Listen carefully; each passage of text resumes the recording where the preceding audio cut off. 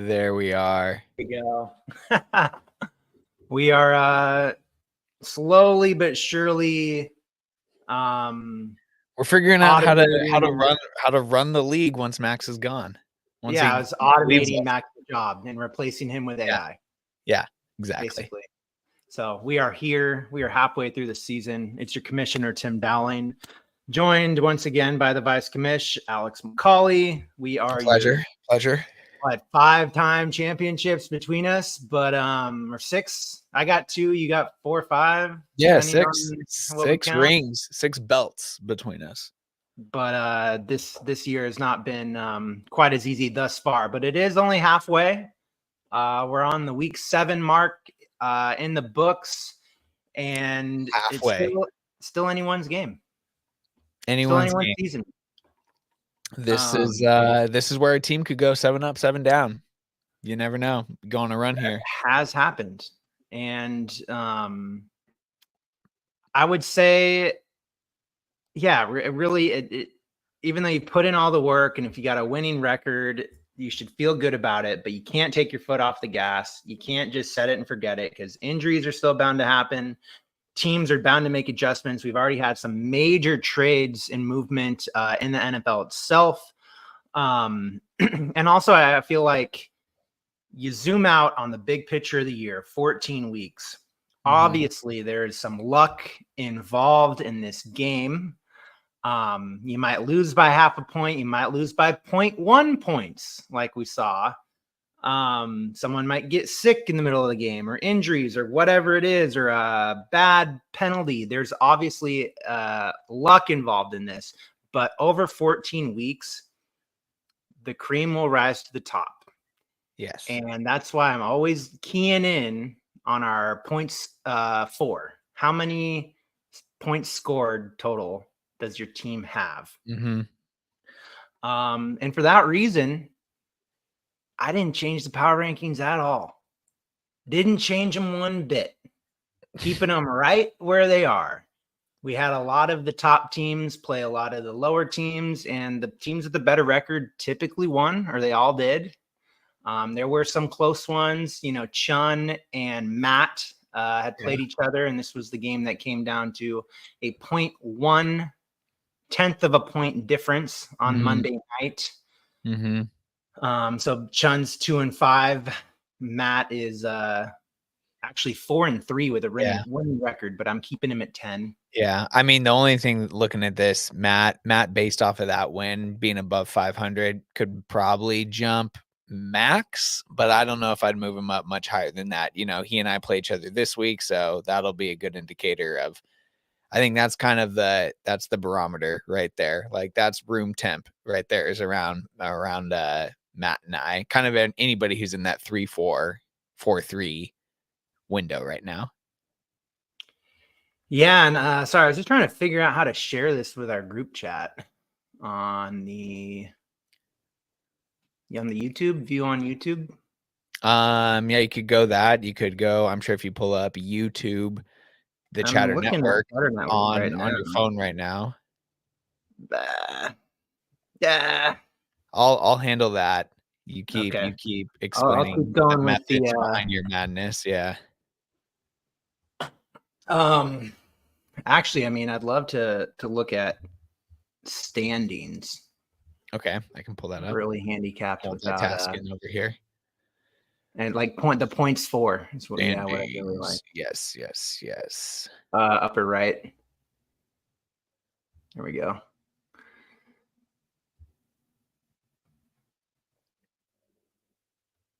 Perfect. There we go. Let's go look at them. Yeah, go ahead and sort by points for. All right, we'll do. Points for sorted. Perfect. Thank you. There we go. So as you can see, most of this is, the top 4 there. We got Nakua Matata, Lamb Before Time, and the main thing in Ball Hogs. They're all 5-2, or Camille 6-1. They all lead the league with points scored for their team. So that's how it should work, right? Right. Unfortunately, you look at the 5th team right there, And the sixth team, you got Max with 789 points for, and then myself at 783. He's 1-6. I'm 2-5. Then you've got Andy Stack at 746, and he's 5-2. So it's just not adding up for in the middle here. I think there's going to be a shift. I think those top four are probably going to stay there. But you look at his name is Tank Bigsby, yourself, Scrapdoor, Andy Stack, Chunder Armor. There's still a lot of room here to go with 7 weeks. Mm-hmm. Now, that being said, in the 12th spot, Bobby puts up another disastrous performance with 69 points last week. He is the lowest scoring team in the league, 650 nearly. Not looking great. Not looking great. So just wanted to kind of like, yeah. I mean, I was just going to say, because you look at this 650 basically right here, and then you look at between the 11th and let's see, wherever Max is right above you. So 5th, we're talking about, a 50 to 60 point differential all right in here for points scored. That's where the race is right now. Yep. And all of us, except for the Andy Stack, and I know you'll bring this up, look at the points scored against. 800. Chun's nearly at 800. Yeah, Matt's over 800. You are right at 800. You and I are identical, basically, in points scored against us.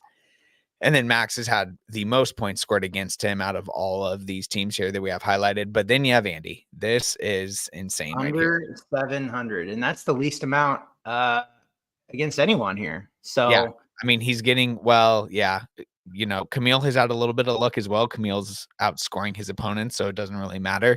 But Camille's also below 700. So Camille and Andy are getting less than 100 points scored against them a week because we've played 7 weeks and they're not over 700 yet.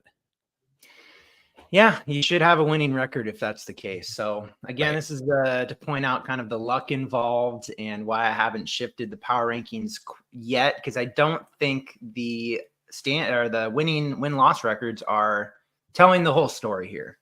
So it'll be interesting. I think this next week 8, is really, we've got a lot of the top teams playing each other.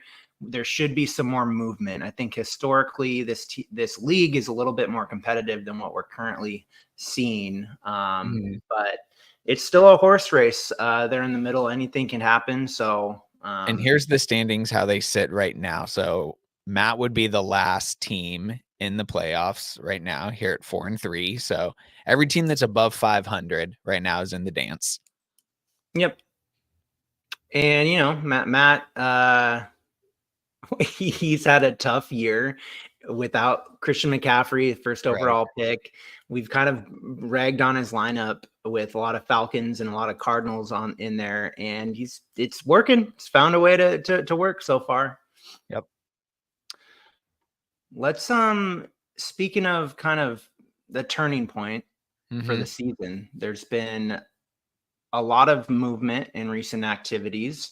A couple more NFL trades we'll talk about. There was a rumor last week about DeAndre Hopkins going to the Chiefs.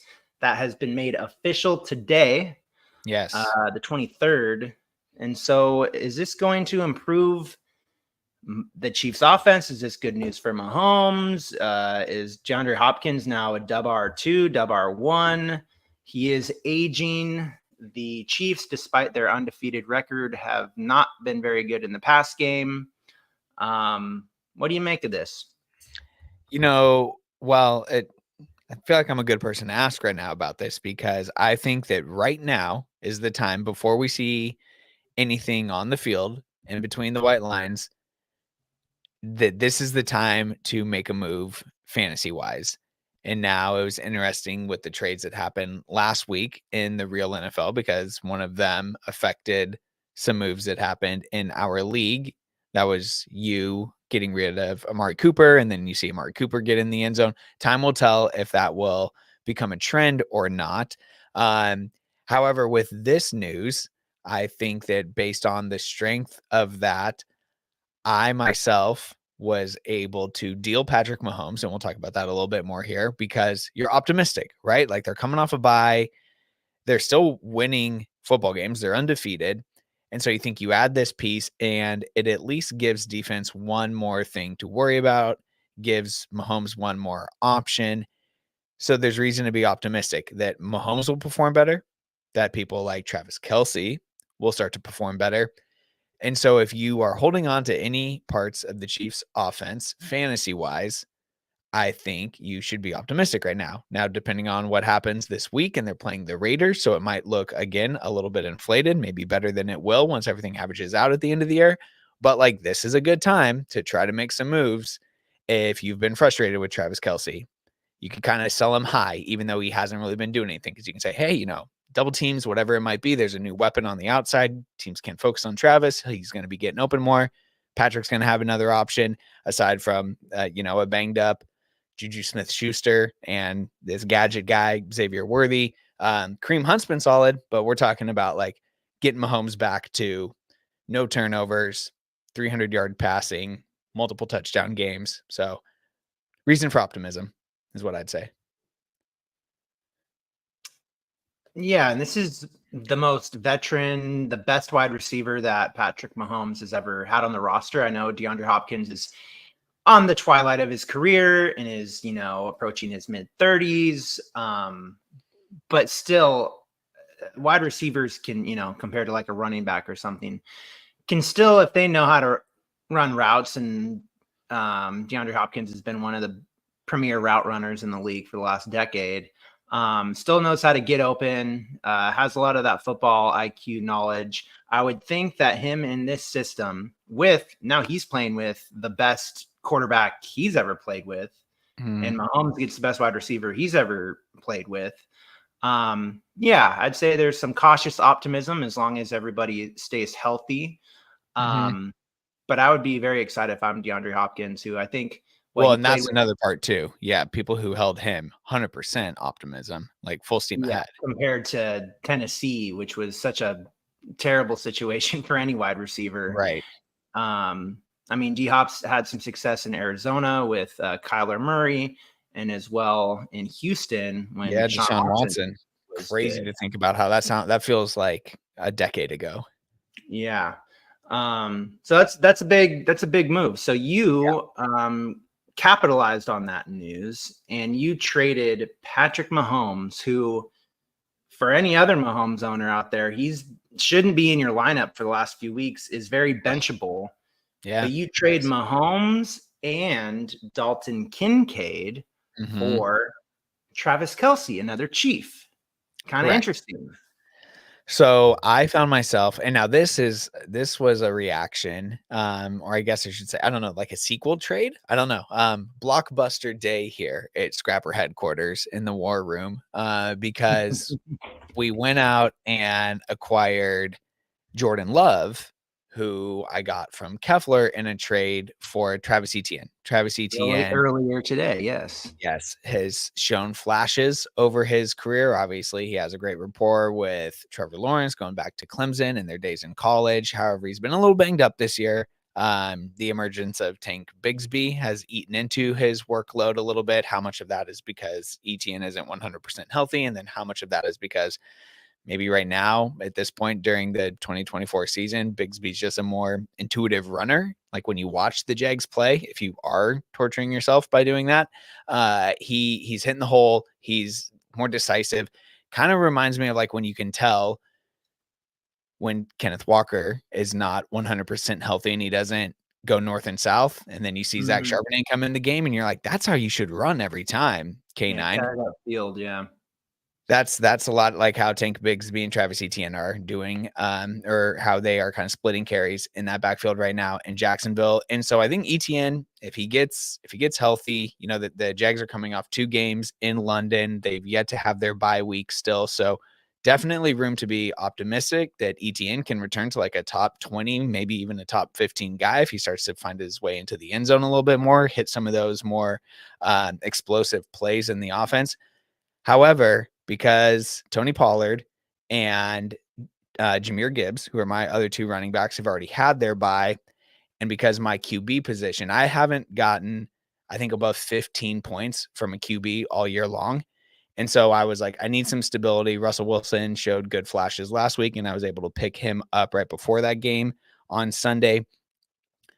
But the Steelers, they play the Giants this week. I think that he'll continue to look good in that game, but then there'll be a bye. And then I think there's going to be a lot that comes out of Pittsburgh as far as, okay, Tomlin's seen what he's needed to see out of Russell and out of Fields. Will there be split packages going forward? Will Russell actually be like a dependable quarterback one in a 12-team fantasy league? I'm still uncertain about that. And maybe we just saw one crazy game from Russ and he returns back to Russell Wilson from the Broncos. So it's cool for me as a Steelers fan and as somebody who obviously we've all followed Russell's career very closely to just have him on his team, because if he goes off, he goes off. And if he's like some wild league winner or whatever, it'd be fun to be a part of that. Jordan Love is already that dude, though. Jordan Love is scoring above 20 points every single week in fantasy. So I was able to get him, which then allowed me the freedom to look at somebody like Patrick Mahomes on my bench and say, you're like my third best option at QB.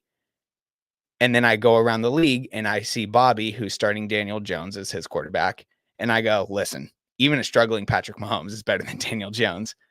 So how about Daniel Jones and one of my two tight ends, because I have Dalton Kincaid and Pat Freiermuth. And I think regardless of if Russell Wilson and or Justin Fields is under center for Pittsburgh, Freiermuth has proven to be involved in that Arthur Smith offense. So give me Travis Kelce, because the upside of Travis Kelce in the second half of the season, talk about league winning potential. If he can figure it out, that's great for me. So And I have options at QB it's still. not I have like he's options at been tight a end dud. still. Right. He just hasn't been a return on investment. I don't have to worry about draft stock though, because that's capital I didn't spend. Yeah, Travis Kelce is still, I mean, compared to maybe someone like Mark Andrews, who is arguably more of a bust this year with just a lack of consistency. Kelce is still seeing a lot of volume. He still had some good games, and tight end across the league has not been, there's been no real flashes or consistency. So we will see. But I like the moves that you made. Wheeling and dealing 2 trades in one day.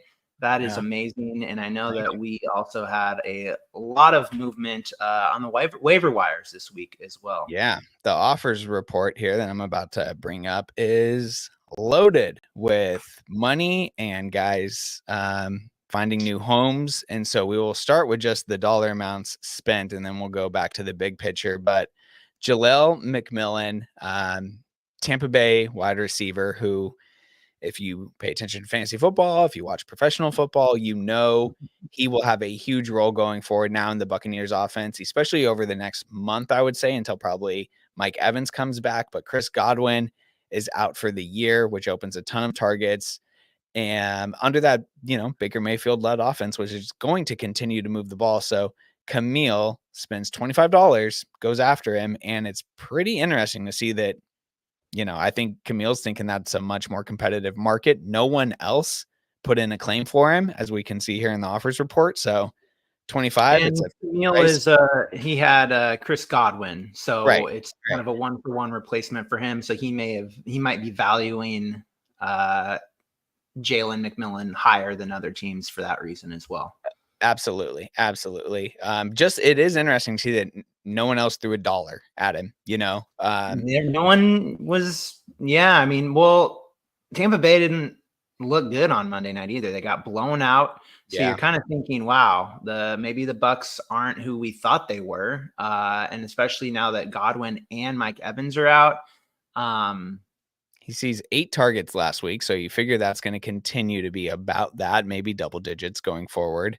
And a carry. So a fun little gadget player, or maybe not gadget player, but just emerging weapon in that offense. $25, Camille doesn't normally spend a high dollar amount on guys unless he really wants them. So like you said, the necessity as a Godwin owner, I think definitely increased that bid a little bit. But so he gets him for $25.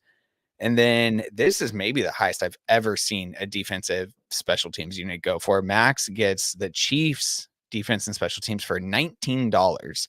I'd say this is more of an overspend than the Jalen McMillan 25. $19 for the Chiefs defense, which is good. Right. And they're going against I think Gardner Minshew and the Ravens this week. They've And already had their then, bye.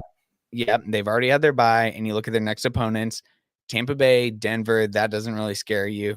Buffalo might be a tough one, but then And then Carolina, Carolina, Vegas, yeah. Chargers, Cleveland. So like a soft, I don't know if there's experts out there telling these guys what to do, but a pretty soft second half of the year schedule there for the Chiefs defensive and special teams unit. So Max picks them up and is probably just going to set them and forget them for the rest of the year. $19 definitely could have gone lower. However, he still did need to go in somewhat because Matt also wanted Matt them went for for six, so $6. Yeah, he got him. He wanted, it's better to exactly. just kind of overspend and get the guys that you want, I would say. Yeah. And then Max Especially their also, starting position. when's Max going to run out of money, right? I feel like every week we're talking about this guy spending double digits on multiple players because he gets Tucker Kraft back. Tucker Kraft had already been on his team once. I think he was contemplating Yep. doing like a double tight end stack with him a couple of weeks ago. So goes back and gets him for $11. Again, that was an unencumbered pick. He could have got him for free. He could have spent $1 on him. No one else was going after him, but he went after his guy once again. Chun goes out and gets Jawan Jennings, which there was competition for in the $1 range. But Jawan Jennings now to fill that spot that Brandon Ayuk in that injury leaves. Jawan Jennings previously on Max's team, I believe, and then was dropped once Debo and Brandon Ayuk were both performing and back healthy. So now he's back rosterable for sure. So Chun has him. Chun was the Brandon Ayuk owner too, I believe. So again, you have somebody kind of filling that void of a lost player. And then, a couple of dollars, money well spent on a defensive and special teams unit, $3. Tank Bigsby, defensive player, probably just to fill in a bye week deal there for Blaine. Well, and also because I know you had Paulson and Debo who got hurt. So actually, this might be his new guy going forward, Andrew Van Ginkel. Fun Who's name had to a say. couple defensive touchdowns this year. Yeah, let's check him out. Yeah, look at that. 14 points, 18 points. As a defensive end. And look 20 at those points. sacks. Good little player. Good little player for sure. Position rank number 1 at DN. It kind of looks like Blaine and me. I love seeing this number because you know what this number means? More people are playing IDP leagues if he's rostered in 37% of You know ESPN what? leagues. I ran into when I took my little Canadian trip this last weekend to play pickleball. Yeah. I was monitoring my fantasy score, and a homie came up to me, go, "Oh, fantasy football! I'm in a couple weeks." He's in, and he goes, "He's in a league full of IDPs. Oh, where there's one at every level. Yeah, so defense, like every position, it's like 6 positions or something, or 7 positions, D-line, linebacker, all of them. He says he loves it. And then he's in another league where there's 3 of them. So I let him know that it's been historically a little controversial, but we've been sticking with it now for quite some time. And What a homie. What a homie. Yeah. Tell him to tune in Wednesdays at Throw in 6. those defensive players. If you're listening at home, you don't have them. That's awesome. They're fun. So here's just a big overview of all the activity. You see the dollar amounts spent for the guys who we mentioned earlier. And then here's all your after hours movement. A lot of guys who have been filling in for injured running backs, injured wide receivers. They're getting dropped. They're getting added. You see that with Trey Sermon. You see that with Juju Smith-Schuster, defensive units getting picked up and dropped for streaming options, guys getting traded there between myself, Bobby, Keffler, guys being dropped to make room on teams for trades to happen And when you do Colin like a 2-1 kind of thing. Moves at the quarterback position. Here's a really fun one. Yeah, definitely wanted to talk about this because look at all this QB activity here for the Ball Hogs. Tua coming back potentially this week from his concussion. We know, we all know what Tua can do when healthy. So Colin's willing to take a risk there. And then Bo Nix, quarterback who's been fun to watch as a rookie. He gets points with his legs. He turns the ball over a little bit, but he's finding that intermediate to deep ball. I think maybe not so much the deep ball quite yet, but it's not just those around the line of scrimmage anymore like it was for the first couple of weeks. And then also, too, give him credit because some names that, and now Colin's a smart guy, Colin looks at numbers or whatever, but some of these guys that we see fantasy owners hold on to for longer than they probably should, just because it's a name like Dak Prescott or Aaron Rodgers, he cuts bait. So we'll see if those two guys end up on teams here for the remainder of the season. I don't know. Anything to say about that? No, I like it. I mean, I think you touched base, cutting the names that aren't performing. Yeah. Tua, obviously the medical professionals know best, and he can make those decisions for his life. But you think about concussions and maybe comparing it to combat sports like UFC, and you see some gnarly knockouts and those fighters keep fighting. And what I've heard about like ALS or long-term consequences of head trauma is that it's often worse when you have smaller repetitive concussions that you can kind of just keep playing through and injuring it over time. So you see a lot of offensive linemen. I think that was something that spurred a lot of the technological advances in helmets as well. Yeah, producer Max has finally shown up. Speaking of concussions, and then if you have a big knockout, though, for whatever reason, the brain at least you're noticing it there, and it's like, okay, no question, that's a concussion. We're going to protect your head, and it can heal. And some guys, Tua does not look good when he gets knocked out, right? No. Other guys have a strong chin. It doesn't look as scary. They can, like Josh Allen took a hit earlier this year where I thought he was for sure knocked out. He returns to the game. It's fine. But Tua looks like, oh God, he died every time he gets one. Yeah.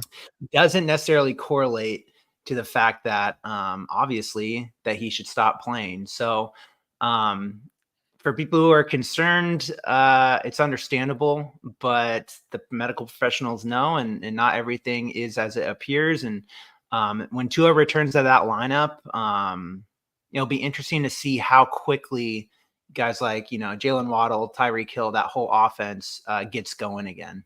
I'll next time maybe we can get Chun on here a future episode once that happens, because I would love to know if Morgan's fielded any offers for Tyreek Hill, if he tried to, like, again, this is what we're talking about, like with DeAndre Hopkins going to the Chiefs. And before you see anything on the field, sell high based off of optimism. Right now, Chun or anyone, Max, I think, is our Jalen Waddle manager here in the league. This would be a time. Let's unmute him before he comes in. He's on Blaine's team now. He's on Blaine's team. Okay. But this would be when you potentially try to move him. You tell somebody, hey, he's coming back. Tua, that is. And this is a sell high opportunity, even though the performances have been really low. Because at this point, if you're, 2-5, what do you got to lose? If you're 1-6, what do you got to lose? Make moves. A lot. I'm feeling good. Let's get into the weekly preview. One more here, however, that I want to bring up, because this is tied to you a little bit, and I kind of can't believe that this player was still available. Maybe it's because there was a bye week last week, but Cole Kmet. I'm happy to talk about this. The number 4 ranked tight end in fantasy so far this year. They just were on bye. That is the Bears. But you look at the work that Kmet put in his last game. His last game right here, week 6, with Caleb Williams, who's emerging as a passer. 21 points, 2 touchdowns, 70 yards, 5 catches.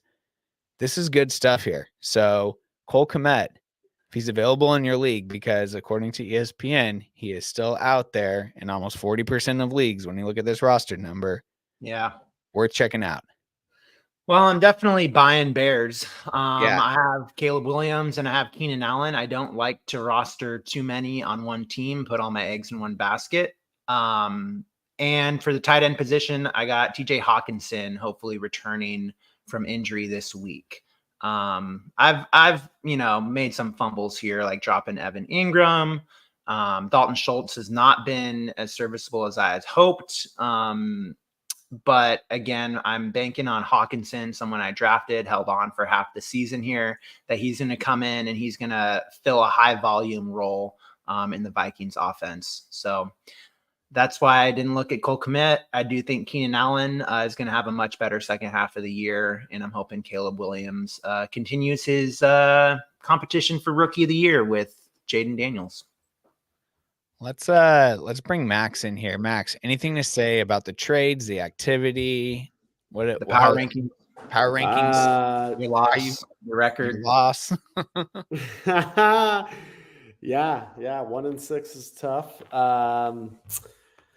I just saw that trade that Alex made. Finally moved Patrick Mahomes. Yep. Damn it, Bobby, making some moves. I think that's a great value pickup for you. However, if Travis Kelce starts doing better, that means Patrick Mahomes is doing better, right? So it could be a good trade for both of you. Yeah. I was telling Tim the only reason why I did it was because I was able to trade for Jordan Love earlier in the day. So oh shit, I didn't see that either. Yeah. This Jordan is like Love, Blade Runner and the Thing coming out on the same day. Like, we were doing work. Jordan Love, Kepler's been calling people. He's been on the hotline trying to do trades all week. So Jordan Love, I've seen a couple Jordan Love packages out there, which is interesting. But yeah, I think that's a great pickup, great upgrade for you. 3-3, you gotta make those moves if you want to stay alive. 3-4. That's really why it was time for a little shake up there. Get some stability at the QB position. Yeah. Otherwise, you're down here in the muck with Tim and I, which I've been looking forward to this week all year long. It's a big week. Can't wait for get right into it. Our two powerhouses to go up against each other. But yeah, I don't know. Fucking 1-6, man. Fantasy's a crapshoot. Who knows? I had a 46-point league going into Monday. 46-point league, and Lamar Jackson scores 5 touchdowns. And just tough. Look at you with all the check marks. Yeah, while we got you on here, we'll get into the matchups, and we'll start with this one first. Could be game of the week. If maybe this could be runner-up to game of the week, because I think whoever wins this, season's still alive. Whoever loses this, it gets really tough. It's not over, but it gets over. Tough. You can't lose 7 games and make the playoffs. Yeah. I think I have a 6% chance right now of making the playoffs. So this is a must-win, and we're just gonna throw a bunch of different things at the the ceiling here. Okay, not the wall. You're throwing it all the way to the ceiling. Yeah, all the way to the ceiling. Okay. I'm feeling like I'm geared up to make a run here. I feel like my team is finally healthy. Najee Harris is emerging the last 2 weeks, scoring touchdowns. I think I have found a playmaking quarterback. And if not, Geno Smith still has a lot of volume. So feel good with my quarterback situation. I'm hoping Davante Adams gets it together with Rodgers here next week. I know he had a tough debut, but now he's playing New England. In New England, I do think that Davante Adams, at least, he had 9 targets last week. He's going to get in the end zone. Deebo Samuel's the reason I lost last week to Andrew, because he got pneumonia apparently. So he might not be that fresh, but I feel good about Pittman on the bench even. Or Keenan Allen, I think, is a good stack with Caleb Williams. And I'm closely monitoring TJ Hawkinson as well to kind of come in and take over for Dalton Schultz. So this is what I got this year. It's ride or die. I don't anticipate making a lot of big moves. I still have a lot of fab, but this is the team that's got to do it. And I think it's going to Saquon Barkley, Najee Harris, just ride those horses to the end zone. I mean, that Devontae and Aaron, they'll have their weeks for sure, right? That was just kind of a bad situation for Devontae, especially last week going against Pittsburgh, because the week previous the Steelers had played the Raiders. And so Tomlin even said, he goes, we don't really care if Adams plays or not because we've been preparing for him for 2 weeks. So a tough first game, a tough first opponent for Davante on the road, a primetime game. I think there's definitely reason for optimism. I'm happy to see him still in your lineup because you don't want him on the bench for his first game when he goes He's off. my second round pick. That's it. I've bet on him. Like, Come on. So then, Max, talk to us about your team. Breece Hall, speaking of a ride or die, it's not pretty, but it's also not ugly when he's still a top 10 guy. Well, Breece Hall is going to be the biggest benefactor of Davante Adams being in New York. And I think we saw that immediately in that game against Pittsburgh.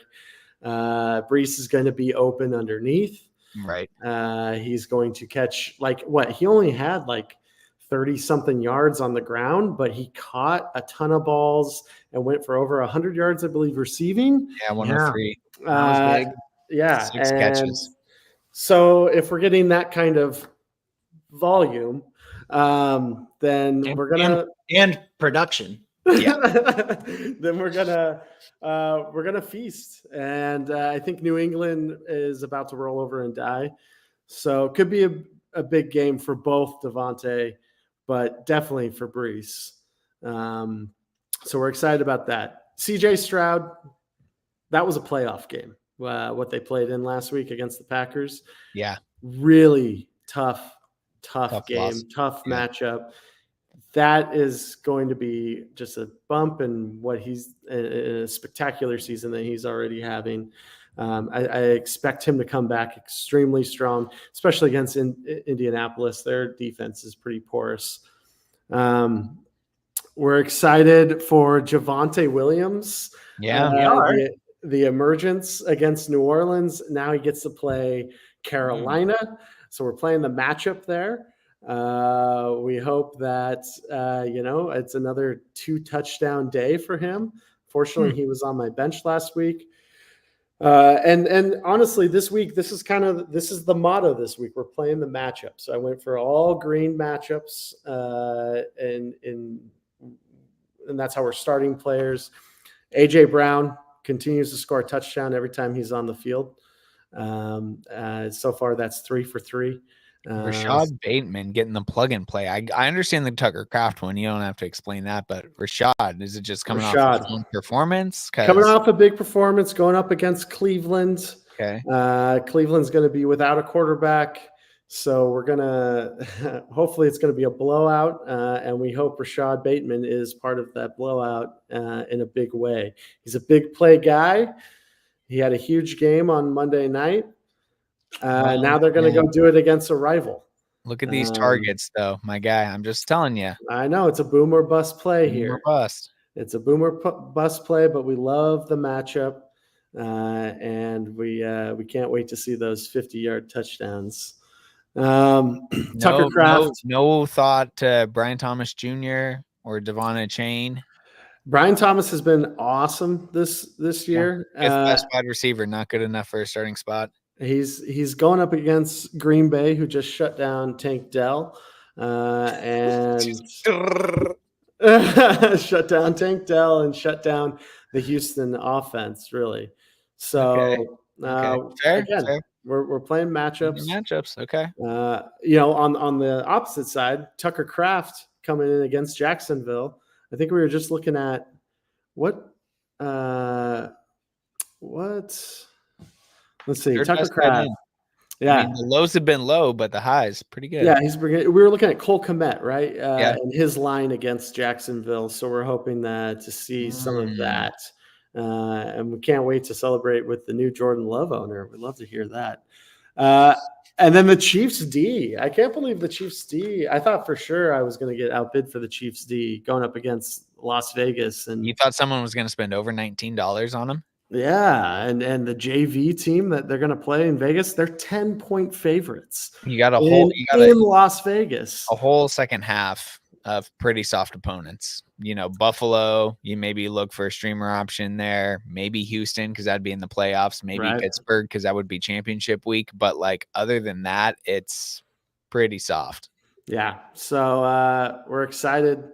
We're excited to see what Kansas City can do in Las Vegas. I paired it with Nick Bolton, who's probably one of their best defensive players. Should basically be a home game for Kansas City there. Absolutely. 10-point favorites on the road. Come on. It's going to be a shutout. Okay, so you both sound pretty confident. I guess I have to be the tiebreaker here. Max is chasing the dragon. All right, he's chasing the dragon. He thinks Javonte Williams is going to score 2 touchdowns. He thinks Tucker Kraft's going to score 2 touchdowns against Carolina. He still has Jordan Mason in the flex. Jordan Mason's washed, bro. He got so lucky. Against Dallas on your lineup. The only look player at those matchups. The only player on your lineup that bothers me is the Chiefs. Yeah, the Chiefs will be good, but you know what? I got the Steelers against the Giants. You're chasing the dragon. Rashad Bateman. Come on, that was last week. Wake up. Steelers against the Giants. Yeah, that's going to be great. But I was going to say, no, man. I don't know. I love the opponent. That opponent column on my team there. We got Indianapolis, New England, Carolina, Cincinnati, Cleveland, Jacksonville, Dallas, Las Vegas, Cincinnati, or Chicago. It's pretty soft over on Tim's side too, though. Cincy, Giants, New England, Dallas, Indy, Washington, Philly, Giants. Yeah. That's true. But also, is Deebo Samuel going to play? Is Devontae Adams going to catch anything? Do you think Najee gets in the end zone 2 weeks in a row? Yeah. I think 3 weeks in a row, actually. The Giants are a good team, man. I'll tell you what, the Giants, if they can just minimize Daniel Jones and his blockhead, they got a good defense. They're gonna be tough, I think, for a New England team that's coming off a big win.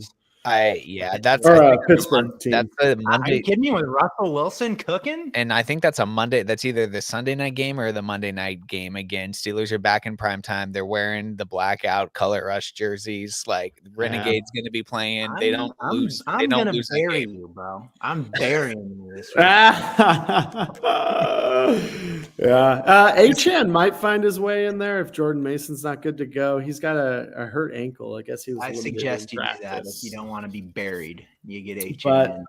But if Mason starts against Dallas, that's going to be an ass whooping. Niners, they need a win. It's a must win for them, and Dallas sucks. So the Steelers game is the Monday night game. So I don't know, Max. There might be more. It always comes down to Monday night with you. Yeah, I know. Because Tim's going to get spotted 10 points by the Steelers D, and then depending on what Najee does, you're probably going to have a 20 to 25. Dexter Lawrence III is going to be a problem there for Najee. Yeah, I don't know. I think I'm going Tim on this one. I like his matchups a little bit better. I definitely don't think either of you hit your projections, though. I think that this is more like a 105 kind of win for somebody. I think I'm going to be in the 140s. Holy, okay, you heard it here. I'm gonna pull this video back up. He's delusional. We're gonna clip this. We gotta figure out a way to clip video, audio, whatever, and then play it back the next week here on stream. Sure, yeah. It's my new team logo. Vince McMahon. Vince McMahon. Ooh. Good to see you. Tim's got Netflix. Yeah. All right, Max, you want to hang around here for a few more? Oh, he's out. He does not. He doesn't. He hates it. Had enough. Okay. You got a close one here.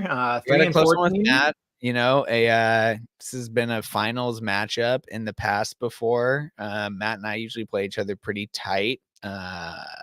So yeah, I don't know. A couple of new names here in the lineup for me. We're plugging in Jordan Love right away, even though I already talked about Russell being fun, being somebody who I definitely feel comfortable with. But you're not playing them against the Giants on Monday night, are you? Because I'm playing Jordan Love against the Jags. That's right. That's pretty hard to go against right there. You look at Jordan Love's games. He was hurt. He was hurt for 2 weeks, but 16 and 16, 15 even. I haven't had a QB do that once for me, but the 25 and 28. I think against Jacksonville, that's a lock to go. to at least 20 and hopefully over 20. So feel good about that. Jahmyr Gibbs, just absolute stud, 6th best running back in fantasy this year. Pollard, Diggs, Worthy, keeping this Kansas City stack. I think that sooner or later it'll click. It's going to pop, and it will probably pop against Las Vegas. This would be a good week for it. Now, here's where the Steelers come into play because Pickens is back in the lineup. I think Pickens is a top 25 guy going forward because the moon ball is back, and Pickens is going to be a huge benefactor of that. And then, I don't know.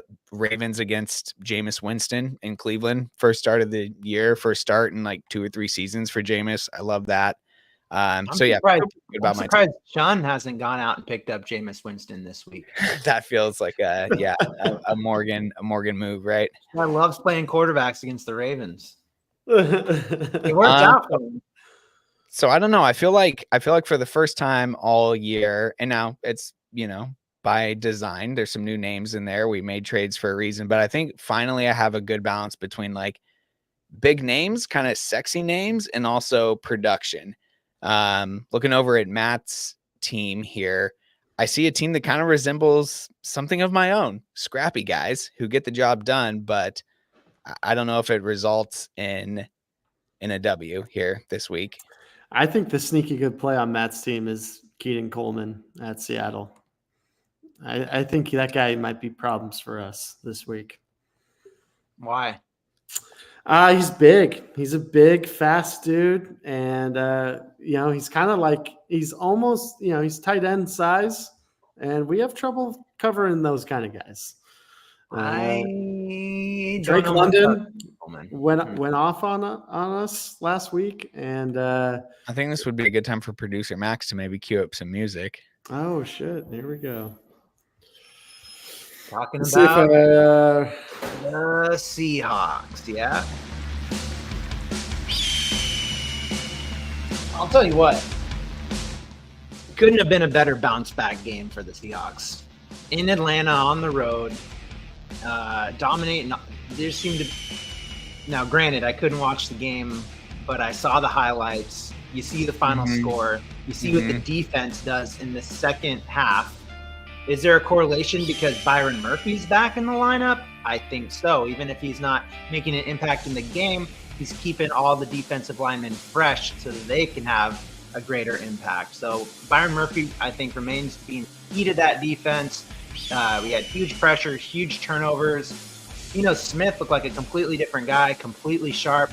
DK Metcalf has, the best game maybe of his career, or at least the season, against Atlanta. Kenny Walker's making plays. It just reinvigorates the fire of the 12th man. We needed to see this after 3 losses in a row. We're 4-3, back in first place in the division. And hell, they're still making moves. Yeah, they are. Jerome Baker was a guy who I thought would have been fun to see develop in this defense that Mike McDonald was putting together. I don't know much about Hayes, who they went out and traded for him, but to give up Baker, a comparable player, a guy who is getting snaps when healthy, and a 4th-round draft pick, tells you kind of what they think about him. So excited to see that move. The offense will look different without DK. I know he's considered week to week, and I don't know what his official status is for this game this week at home against Buffalo. But I think Tyler Lockett steps up in a big way. Hopefully JSN steps up in a big way. I'm good at tight end. The dude who someone needs to pick up and roster is Noah Fant. Without DK, Noah Fant, who's already getting a lot. He's had a couple of great games. I mean, I'm going to vamp here for a minute while I pull him up. But you watch Geno when he rolls out of the pocket. And the guy who he's finding more times than not is Noah Fant. Noah Fant is still available. Pulling him up right now.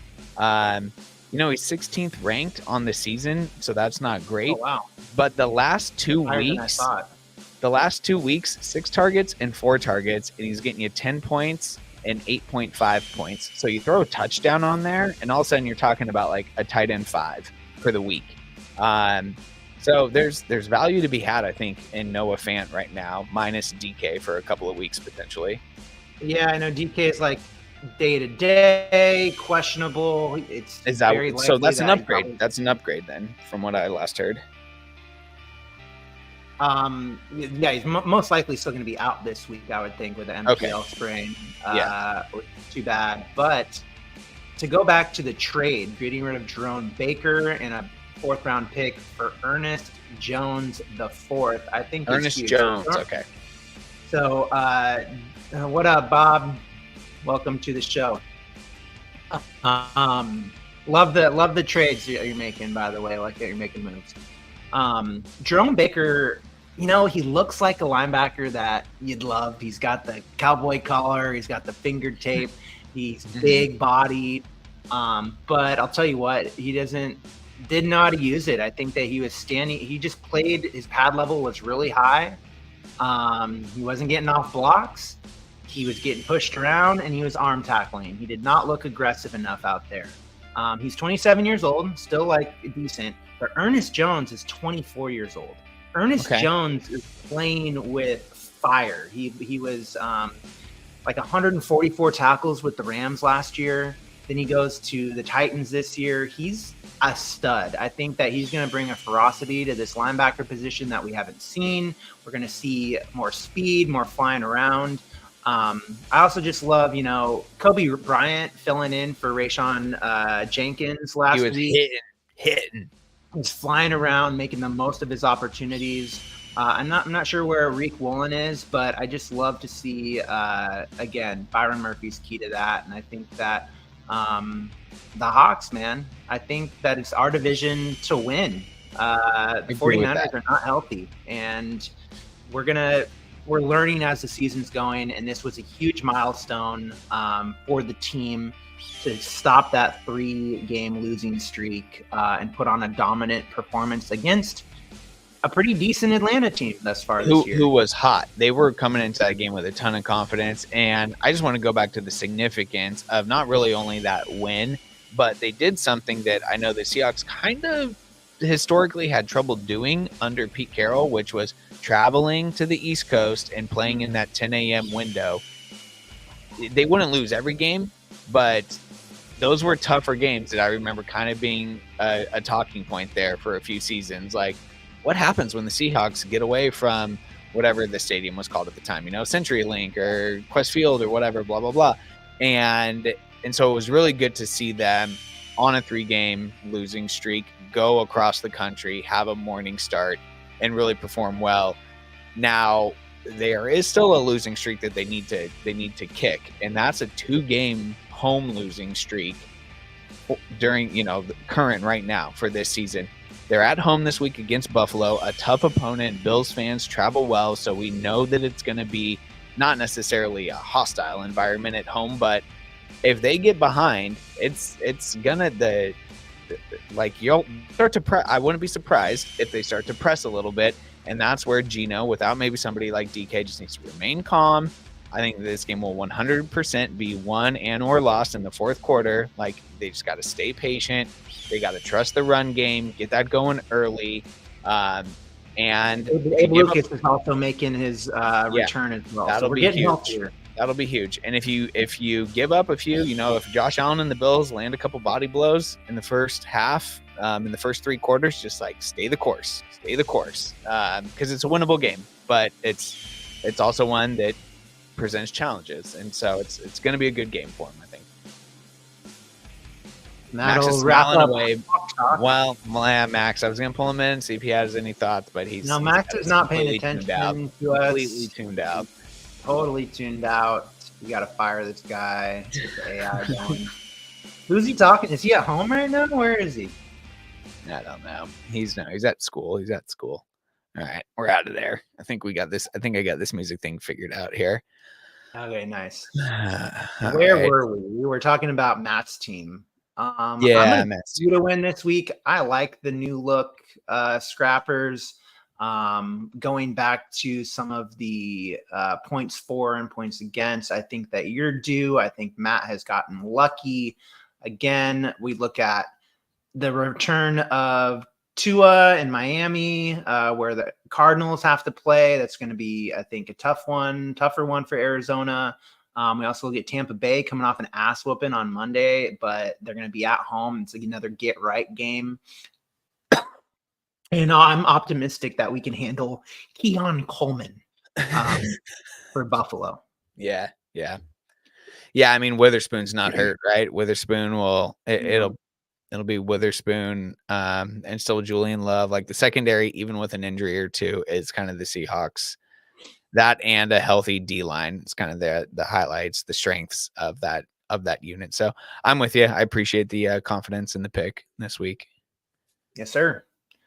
All right, moving down my list, we got Nakua Matata and the Chunder Achievers here. Let's pull them up. However, this may be 120 for both of them. Maybe we need to look at this more than we think. Holy, I was gonna say this could just be kind of a quick one, but geez, Chun with the Chun's he's got Joe Burrow back in the lineup there against Philadelphia, but it is at home.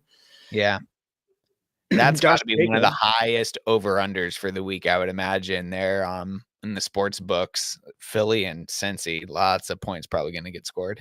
Lots of points. Could be a shootout there. Philly's defense not been quite as good this year. Josh Jacobs on the road against Jacksonville. I think Jacksonville is a dumpster fire team. I think they're done.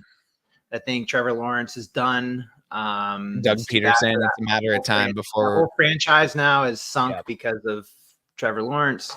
DeAndre Swift, hey, we're on the Bears. They're looking good. Washington's overperformed this year, but that'll be an intriguing game. I think that's going to be a moment of truth for Washington and Chicago. That's a good point. Again, I think we're high on Miami bouncing back with the return of Tua. Mm-hmm. Juwan Jennings against Dallas, there's still a lot of question marks. Same with Debo if he's going to play, but obviously with Ayuk out, Juwan Jennings will at least see more snaps. And Dallas isn't looking good either. I don't know. Here's Chun's MVP. Chun's MVP of the year. Guy is the best, most consistent tight end in the league. All in. Yeah. Look at these targets: 12, 10, 14 for a tight end. Good Lord. But they're running up against the Chiefs. Good defense. Chargers D against the Saints. I mean, Chun, he's 2-5. Roquan had one of his generational Roquan Smith games last week, right? Yeah, 18.5 points, 18 total tackles with a forced fumble. Great game for Roquan last week. Let's look at the bench here. Just want to see what kind of. So we always have to check Chun's bench. Yeah, Olave still concussed. Who knows? Non-linear situation, of course, could be fine. There's D Hop, so I guess he's gonna wait and see. Baker, I could see DeAndre Hopkins and Juwan Jennings maybe flipping, but I think for the most part, Chun's got this lineup nailed. Agreed. I can see why the projections are where they are looking at it. You hope the best for Tyreek. It's crazy because Tyreek, it's not that he's been hurt while Tua's been hurt, and yet he's fallen to 45th among positional ranks for wide receivers. Tough stuff there. All right. So looking over at Jordan's team now, who's only a 1-point favorite here. Of course, Lamar Jackson, going against Cleveland. Divisional game where the Ravens aren't going to have any sympathy for Cleveland or what's going on within that organization. So expect a big game from him. Alvin Kamara, news came out today saying that he's been playing with a broken hand recently. I know he's still got the position ranking of number 2. However, the last couple of weeks have not been as pretty, 9, 15, and 5. So you would hope for a bounce back game there. Chargers defense doesn't really scare you too much. But things have definitely been better for Alvin so far. Chun is playing the Chargers defense. And I know there were other defenses available. So that's another could have looked at that. And 49ers were available. It's interesting. But then, Amon-Ra St. Brown, Amari Cooper, who seems to have fit in pretty seamlessly to that Buffalo offense, got in the end zone last week. And then Trey McBride, top 5 guy. Ladd McConkey, Jordan. Let's look at Jordan's bench and see. Yeah, I mean, he's got the newly acquired ETN. Maybe he goes double tight end with Cole Kmet at some point for that flex spot. Now, I would say that's probably the only real weakness for being a 5-2 team. It's really not like we're trying to find holes basically in Jordan's team. I would say it's probably that flex position because his wide receivers, his 1 and 2, and then his running backs, his 1 and 2, all of them are set it and forget it kind of guys, especially with Lamar. They're anchoring the squad. But yeah, that flex position, we'll see. We'll see what he does there. Can Chun really score 120 points? Can Chun score 120 points? I'm picking an upset. I'm picking Chun. Come on. I'm playing I know that Kefler's been the highest scoring team all year. I just think this is one of those fluky games. Chun's going to get a win. I mean, I would love to see it for parity. You've been calling for kind of the great parity week, within the league. Maybe this is it. Maybe you're right. Gosh, Lad McCon. I don't know if I just looking at the bottom half of Chun's lineup, Brandon Aubrey, Roquan Smith, Terry McLaurin, Brock Bowers. I like these guys more than I think I like Lad McConkey. And definitely. Yeah, Broncos defense against Carolina, though, that's pretty solid. I don't know. I'm going to go Jordan just because I don't know if I can see Chun scoring 120, or he might not have to score that much to beat him, but he still might have to score, 110. And I just don't know. Chun's going to have to score 100 points, and he's not getting close to that. All right. That is then going to take us to his name is Tank Bigsby versus Damn It Bobby. This is a quick one, Bobby. If you're still watching, pleasure doing business. I really hope the best for Kincaid and Mahomes. Don't worry about that question mark for Kincaid. He was questionable last week. It's just maintenance related because I think he banged up his collarbone or his shoulder or something a few weeks ago. He's going to do fine against Seattle. Max was saying Keon Coleman, maybe Kincaid's going to be the guy that Josh Allen leans on there in that game. But guys, like, it's just Calvin Ridley's prone to put up a dud. Addison looks pretty good in Minnesota, so I'm sure you're happy he's healthy again. But, Singletary and Ramondre Stevenson, these guys they're just unfortunately kind of not it. There may, I think that there's on the horizon, there's some saving grace in the fact that Cooper Kupp may be coming back. But for now, I don't know. It's an uphill battle, clearly, when you look at all these check marks. Bobby, if you're listening, I've sent you a trade. Call me back. Hit me up. Please. Come on. I'll do business. Yeah, I think Bob, I like that you went out and got a quarterback. But we should have a good week. Patrick Mahomes against the Raiders this week. This should be good, but maybe now that DeAndre Hopkins is out of Tennessee, Calvin Ridley should see an uptick in targets. True. But Detroit is really good. Tough matchups for you. Look at all the on the road away games. Yeah. The Jets are hungry for a win, and Ramondre Stevenson has been questionable, and it's just not a good, balanced offense there in New England. Yeah, it doesn't look good, buddy. Does not look good. And then obviously I think we're going to pick Blaine here. It's just a high floor. Blaine, not that anyone on Blaine's Kenneth Walker's been so steady this year, just like such a good running back. But it just feels like he's got a way higher floor. Definitely. Kieran Williams been a top 4 running back. I know Tank Dell had the dud last week, but should bounce back. We're high on Miami again with Tua coming back. I know we've already concluded Hawk Talk, but isn't it? I'm just looking at Kenneth Walker and that questionable designation next to his name. Doesn't it feel like Kenneth Walker is kind of like just the second coming of Chris Carson? Where like Chris Carson, maybe not the running style, and when you watch him play, because K9 has home run speed and is a lot more dynamic than I think Chris Carson ever was, but Chris Carson was the benefactor of being in that Seahawks offense when he was when he was healthy. He was a top 15 running back and would get 2 touchdowns a game quite often and be kind of this set it and forget it guy, but he was also always banged up a little bit. I feel like that's kind of what you get with K9 week in and week out. K9 you got 20 points sitting right there, but you could also, get hit wrong in the second quarter, and then he's out. K9 is the second coming of Ricky Waters. Mm. For all you 90s Hawks fans out there that grew Ricky up Waters, at number 34 back there in the tailback position. Tailback. K9's got some bite to him, and he's got that speed, and he's shifty like old Ricky Waters was. He's a little brittle, though, like how Chris Carson was a little brittle. He's a little brittle. That's why I'm still an advocate. Get Zach Charbonnet more carries. Yeah, agreed. I would love to see Zach Charbonnet stealing touchdowns at the goal line. Shark those things, man. I think we're both picking Glow here. Yeah, picking Glow. Hopefully Jalen Waddle. God, look how far Jalen Waddle's fallen. 69th at the wide receiver position. Blaine's got the 68th rank and 69th ranked wide receivers, and he's starting them both.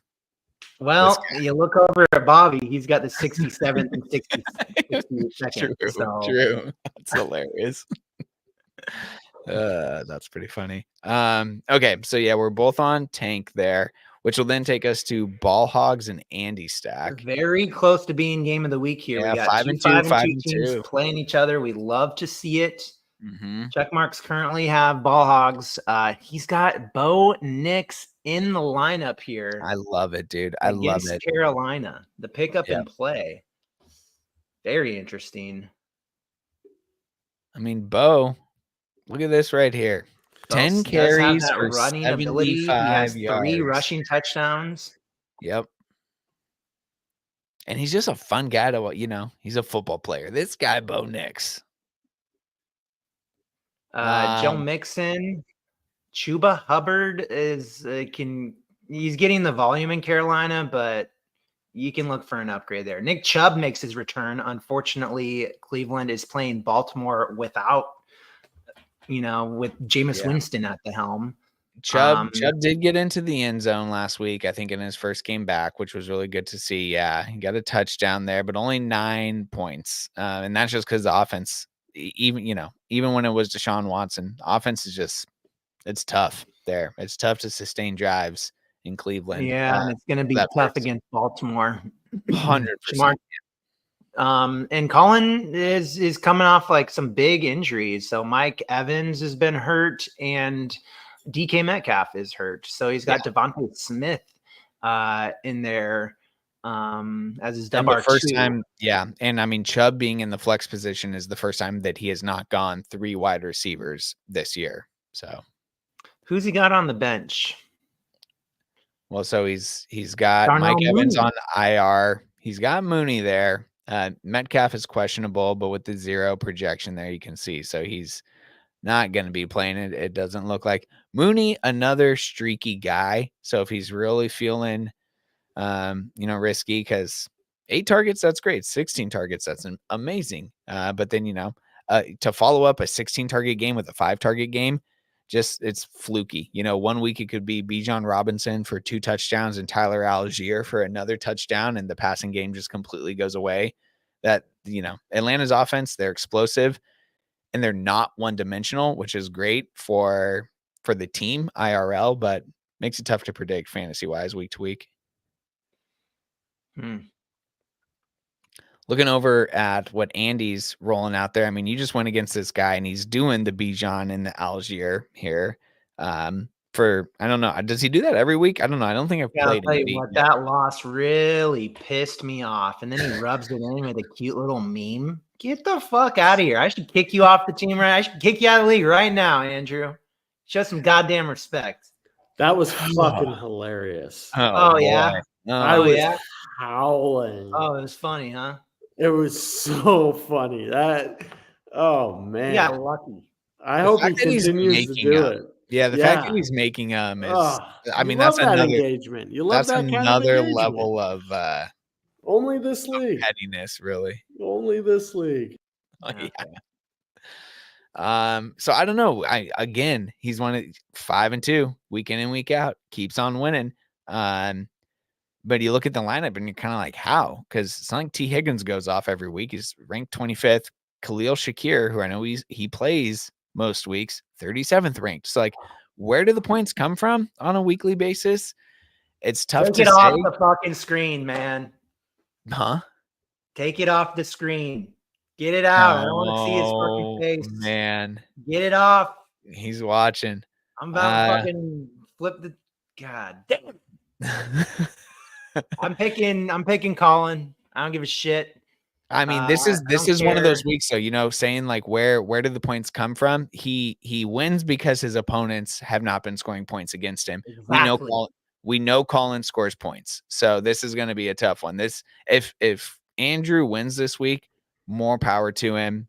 This would be a scrappy one against a good team, but also kind of at the right time because of the injuries. So this is not the Colin team that the rest of us have had to play this year. So this one could go either way. This one really could go either way. And Andrew's getting lucky catching an opponent hindered here. Listen, as someone who rosters Bo Nix in a dynasty league, I love me some Bo Nix. And so I'm rolling with the team that's starting Bo Nix.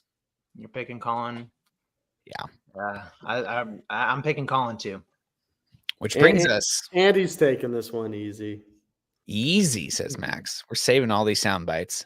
1-6. 1-6. Game of the week here. Age-old rivalry.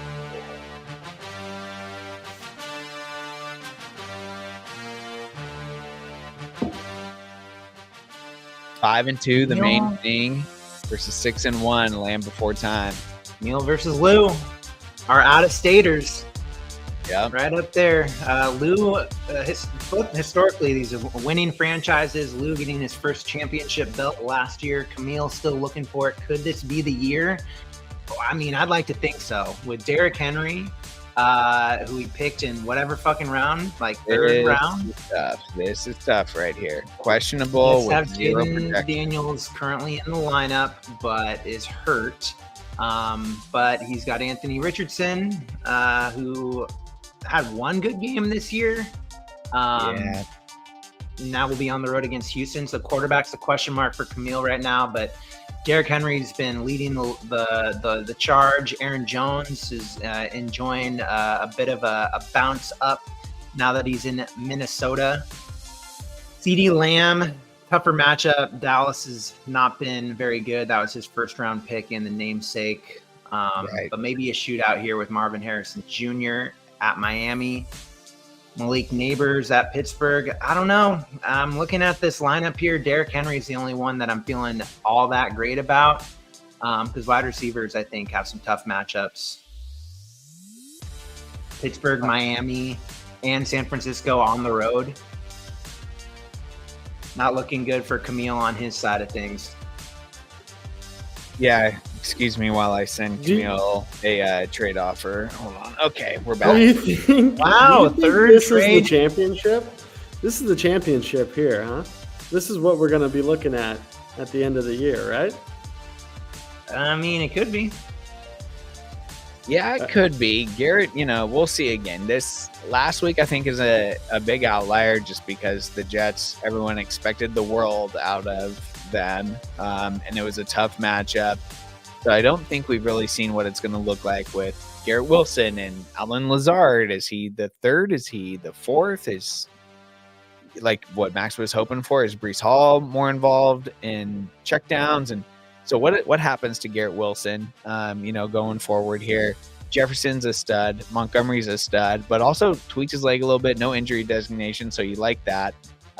If you roster Montgomery, Luce has he's got guys that are just, they're real lunch pail, clock in, clock out guys. Nobody too fancy.